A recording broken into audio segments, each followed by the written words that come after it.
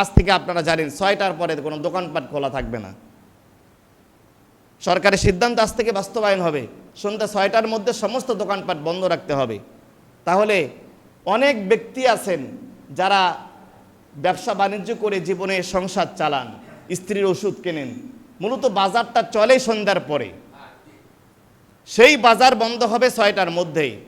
তাহলে পুরা দেশের মানুষের মধ্যে এই যে একটা হাহাকার তৈরি হবে, মানুষের মধ্যে একটা আবার এই যে একটা আপনার নৈরাজ্য সৃষ্টি হবে, ভোগান্তি সৃষ্টি হবে, এর 1 নম্বর দায়ী হচ্ছে আমরা আল্লাহ তাআলাকে ভয় করতে পারিনি, তাকওয়ার পথ অবলম্বন করতে পারিনি।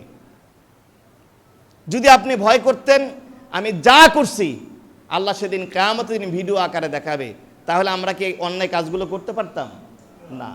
এজন্য 5 নাম্বার আল্লাহ ডকুমেন্টস রেডি করতেছেন আমাদের জন্য, যারা আমরা অন্যায় কাজ করি অথবা ভালো কাজ করি, আল্লাহ ভিডিও রেখে দিচ্ছেন।